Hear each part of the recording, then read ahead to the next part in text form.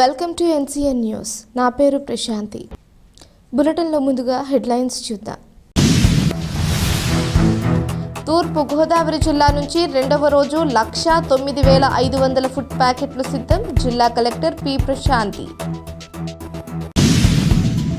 విజయవాడ వరద ప్రాంతంలోని బాధితులకు పునరావాస కార్యక్రమాల్లో భాగంగా తూర్పు గోదావరి జిల్లా నుండి 53,000 మందికి ఉదయం భోజనాల నిమిత్తం 20 వాహనాల ద్వారా ఆహారాన్ని సేకరించి పంపించడం జరిగిందని జిల్లా కలెక్టర్ పి. ప్రశాంతి తెలిపారు.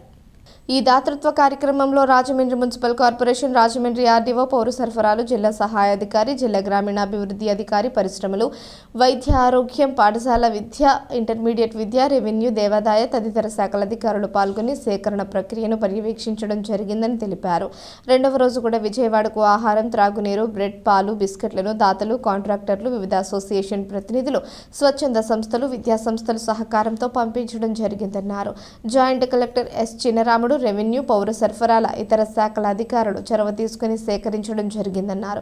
అదేవిధంగా రాత్రి సమయంలో భోజనాలను అందజేసేందుకు 56,500 ఫుడ్ ప్యాకెట్స్ సిద్ధం చేస్తున్నట్లు కలెక్టర్ తెలిపారు. ఆపదలో ఉన్న వారిని ఆదుకునే దిశలో జిల్లా యంత్రాంగం ఇచ్చిన పిలుపు మేరకు ఎందరో స్వచ్ఛందంగా స్పందించి ముందుకు రావడం అభినందనీయమన్నారు.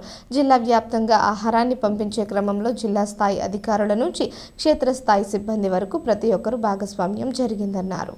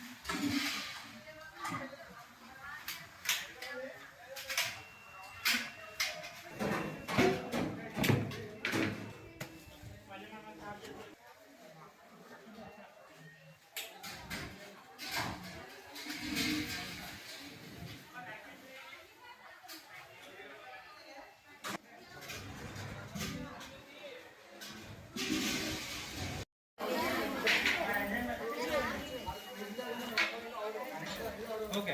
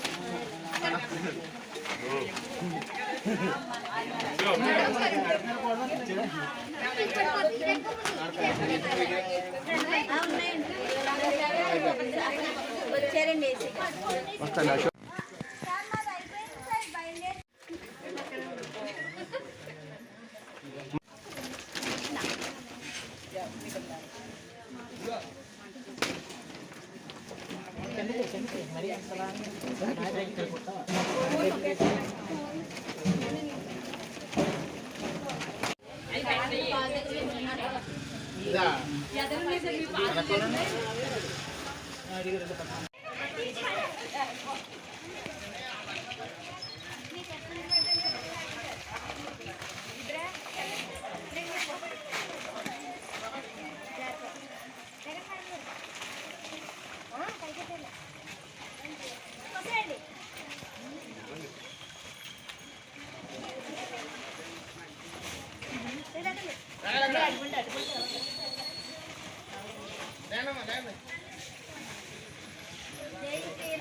అలా కడుపులోకి వెళ్ళే వరకు పాడాలి.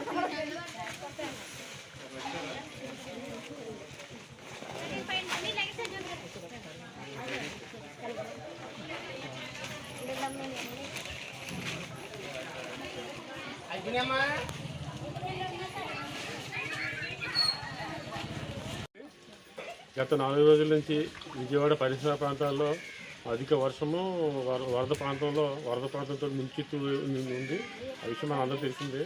అయితే అక్కడ ఉన్న ప్రజానీకానికి కుటుంబాలకు చాలా ఇబ్బందులు పడుతున్నారనే విషయం వాళ్ళ దృష్ట్యా తూర్పుగోదావరి జిల్లా గౌరవ కలెక్టర్ గారు మరియు ప్రాజెక్ట్ డైరెక్టర్ డిఆర్డీ వారు ఆదేశాల మేరకు బిక్కువల మండల సమైక్య నుంచి ఫుడ్ ప్యాకెట్స్ ఒక్కొక్కరికి 1000 ఫుడ్ ప్యాకెట్స్ బిర్యానీ ప్యాకెట్స్ని తయారు చేసి డాక్టర్ మహిళల ద్వారా మనం విజయవాడ పంపిస్తున్నాము.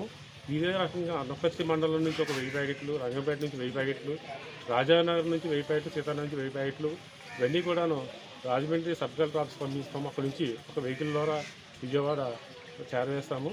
ఈ రకంగా మా సిబ్బంది అక్కడికి వెళ్ళి అప్పచెప్పి రావడం జరుగుతుంది.